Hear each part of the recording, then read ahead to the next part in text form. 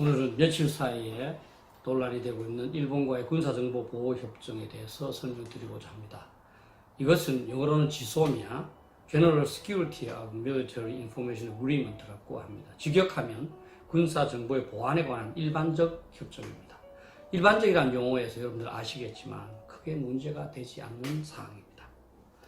저는 지난 7월 18일 여야 5당 대표들이 청와대에 모여서 일본에 대한 나름대로의 대응을 논의하면서 이에 폐기 문제를 거론했다고 합니다. 저는 그것 자체가 조금은 부끄럽습니다. 그러한 우리 국가 지도급 수준에서 논의할 수 있는 사안이 아니고 우리가 또 일본에 수혜를 주는 것도 아니기 때문입니다. 일본과의 군사정보 교환은 북핵 대응을 위해서 절실하게 필요한 겁니다. 그렇다면 북핵 대응의 가장 심각한 당사자는 우리지 않습니까? 우리가 더 필요로 하는 겁니다. 또 당연히 미국은 북핵 대응을 위해서 미국과 한국, 미국과 일본뿐만 아니라 한국과 일본 간에도 정보가 교환되기를 바랄 겁니다. 미국이 그걸 바란다고 해서 우리가 가장 필요로 하는 사람이 몽디를 부린다는 것, 이건 저는 진짜 답답하기 그지없습니다. 군사정보보호협정은 어떤 국가가 다른 국가와 군사정보를 교환할 경우에 서로의 절차에 의해서 잘 관리하도록 약속하는 문서에 불과합니다. 저는 개인과 기업의 경우에도 해당될 수 있다고 봅니다. 상대방한테 내가 비밀을 너한테 필요할 때 줄 테니 그것을 너 비밀처럼 또는 적절한 절차에 의해서 남한테 함부로 주지 말고 잘 관리해 줄래? 그와 같이 약속을 받아두는 것뿐이기 때문입니다. 그런데 이것을 2012년 논란이 될 때부터 무슨 을사늑약인이 표현하면서 꼭 우리의 한국의 자주권이 일본에 넘어가는 것으로 표현했습니다. 일부 지식인들의 선동에 저는 결과라고 봅니다. 정부에서도 금년도에 이미 자동 연장하도록 되어 있는 것을 마치 일본에 생색내는 것처럼 그것을 재검토하겠다는 뉘앙스를 풍기고 또 언론에서도 반일의 상징처럼 이것을 거론하는 것은 정말 지성이 나온 태도는 아니라고. 현재 우리는 일본과만 이런 협정을 체결하고 있는 건 아닙니다. 한국은 30여 개국과 체결하고 있고요. 일본도 60여 개국과 이 협정을 체결하고 있습니다. 한국이 체결한 국가를 보면 미국, 영국, 호주, 캐나다, 프랑스, 스페인 등 동맹 및 우방국이 있습니다. 그러나 그 외에도 루마니아, 우즈베키스탄, 폴란드, 불가리아, 우크라이나, 러시아 등 우방으로 볼 수 없는 국가도 있습니다. 군사정보보호협정은 군사정보를 교환하겠다는 것이 아니라 교환해야 할 상황이 언제 발생할지 모르기 때문에 교환하게 된다면 서로 잘 보호하도록 미리 약속하는 것일 뿐입니다. 통상적으로 아무런 그런 약속이 없는 관계보다 조금 더 군사적으로 협력이 진전되었다는 표시를 하기 위한 상징으로 요즘 많이 사용되고 있습니다. 실제로 2012년 7월에 당시 민주통합당의 백군기 의원이 국방부에서 제출받아서 파악한 자료에 의하면 이명박 정부 때 스페인, 호주, 영국, 스웨덴, 폴란드, 불가리아 등 6개국과 이 군사정보보호협정을 맺었습니다. 그러나 실제적인 교류 실적은 없었습니다. 왜냐하면 혹시 교환하게 되면 서로 잘 보관 또는 관리해 주자는 약속일 뿐입니다. 일본과 체결하게 되어 있는 한일 군사정보보호협정도 똑같습니다. 인터넷에 이미 전문이 공개되어 있습니다. 일반적인 내용이고 평범합니다.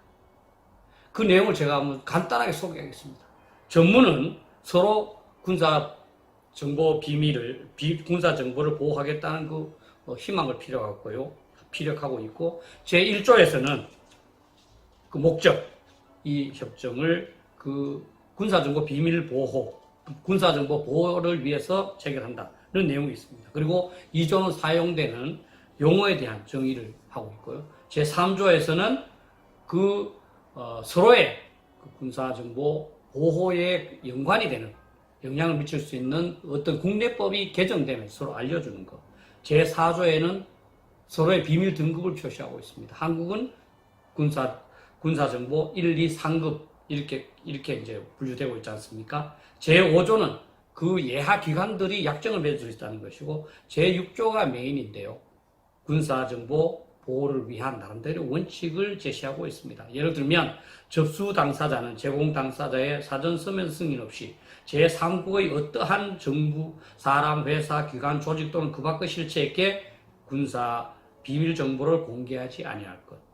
접수 당사자는 제공 당사자가 부여하는 보호에 실질적으로 상응하는 정도의 보호를 군사 비밀 정보에 제공하기 위하여 자신의 유효한 국내 법령에 따라 적절한 조치를 할 것. 접수 당사자는 제공 당사자의 사전 서면 승인 없이 군사 비밀 정보를 제공된 목적 외에 어떤 다른 목적으로도 사용하지 않을 것. 이러한 사항들이 쭉 기술되어 있습니다. 서로 교환하는 정보를 적절하게 관리하자는 내용 이외에 아무것도 아닙니다.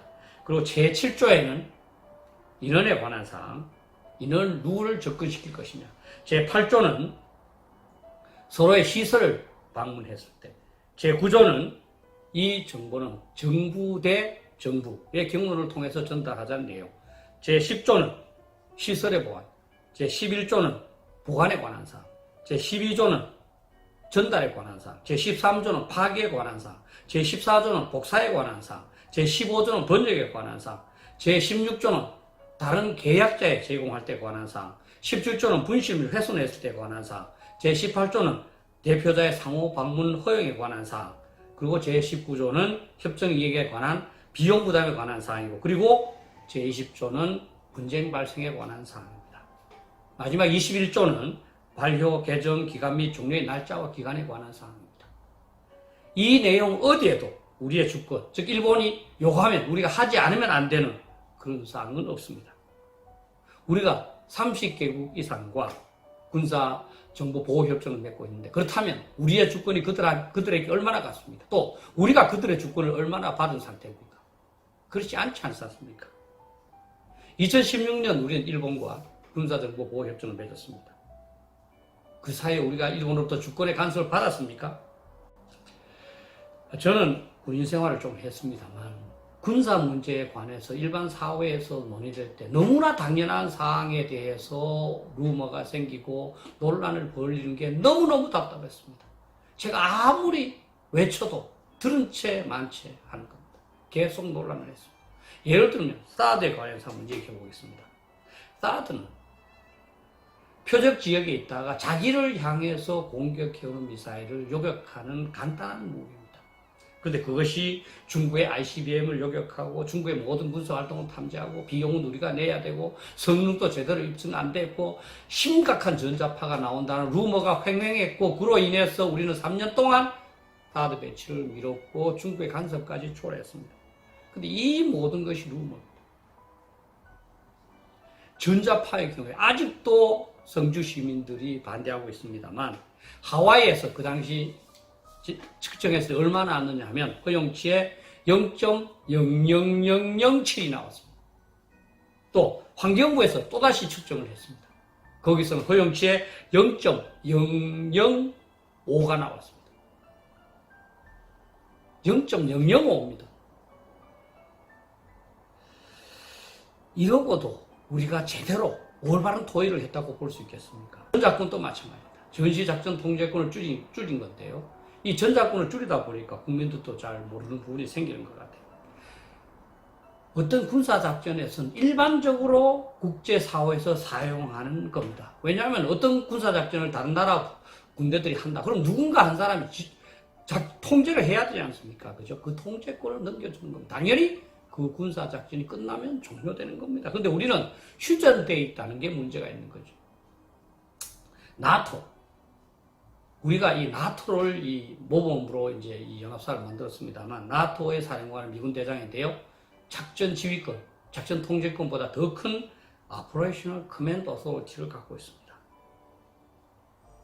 그러나 유럽 국가들이 뭐 주권 침해로 불평한다든지 빨리 이거를 찾아야 된다든지, 또는 나토 사령관을 이 유럽 사령관으로, 유럽 장군으로 임명해야 된다든지 그런 이야기를 하지 않습니다. 왜냐하면 그걸 통해서 미군을 최대한 활용하는 게 이익이라고 생각하기 때문입니다. 회사에도 비교할 수 있습니다. 동업을 합니다. 동업을 했을 때 회사 경영권이 작전 통제권이라고 할 수 있습니다. 한 사람이 행사해야 되지 않습니까? 그렇다고 해서 주주의 모든 권한이 없어집니까? 그렇지 않습니다. 한미연합사의 경우에도 한국과 미국은 명백하게 50%의 지분을 갖고 있습니다. 한미연합사령관의 상관은 미국의 합참의장, 국방장관, 대통령임과 동시에 한국의 합참의장, 국방장관, 대통령입니다. 올 때마다 한미연합사령관은 자기의 보스라면서 신고를 합니다. 한미연합사에서 작전계획을 만들면 미국 합참에도 보내지만 한국 합참에도 보내서 승인을 받습니다. 그런데 우리는 이 잘못된 오해로 10년이 넘게 계속적으로 이 문제를 논의해오면서 아직도 오기에 의해서인지 모르겠지만 무조건 하여튼 일본과의 군사정보 보호협정은 저는 필요하다고 봅니다. 북핵에 대한 정보를 수집해야 되는데요. 우리가 수집하는 것도 있지만 일본이 수집하는 것도 있지 않겠습니까? 서로 교환하면 좋지 않겠습니까? 우리가 수집한 게 있어도 일본이 동일한 내용으로 컨펌 해주면 확신을 가질 수 있지 않습니까? 당연히 일본도 필요로 하고 한국도 필요로 합니다. 그런데 한국이 북핵 위협에 더욱 심각하게 노출되어 있지 않습니까? 그럼 우리가 더욱 필요로 한 겁니다. 그러나 저는 정부에서 그것이 기분 나쁘다 또는 신뢰도 없다, 저는 체결하지 않아도 된다고 봅니다. 다른 방안도 저는 있기 때문입니다. 그러나 이것은 무슨 을사늑약이라고 해서 또는 우리 주권이 훼손되는 것으로 해서 안 한다, 그거는 저는 반대. 그건 진짜 너무 우리를 슬프게 하는 겁니다. 그런 사안이 아니기 때문에 그렇습니다. 세계 대부분의 국가가 서로 교환하는 이 문서를 자주권의 훼손이라고 보는 나라가 어떻게 G20 국가라고 볼 수 있겠습니까? 이것은 일부 인사들이 국민들의 무지를 활용을 해서 반일 감정을 부추기고 있다고 저는 봅니다. 차제에 저는 이 우리 군사 문제를 논의할 때 가급적 영어를 안 썼으면 좋겠어요. 일부 전문가들이 꼭 이것을 텔레비전에서 논의할 때 지소미아라고 씁니다. 또 얼마 전에는 북핵 협상 관련해서 굿이나프딜 이런 용어도 썼습니다. 우리 한글 있지 않습니까? 전 국민이 알아들을 수 있는 그런 평범한 용어를 써야 된다고 봅니다. 그래야 오해가 없다고 봅니다. 저는 군사 문제 또는 다른 국가의 협력 문제에 대해서는 진짜로 충분히 논의하면 할수록 좋다고 봅니다. 그러나 잘못된 지식에 의해서 제대로 파악하지 않는 상태에서 다른 나라에서 보면 논란이 되지 않을 사항이 우리끼리만 논란을 벌이고 우리끼리 똑똑한 체 하는 거예요. 저는 진짜 답답하고 슬픕니다. 저를 포함한 여러분들이 꼭 우물 아래에 있는 개구리로 생각돼서 그렇습니다. 도움이 됐으면 좋겠습니다.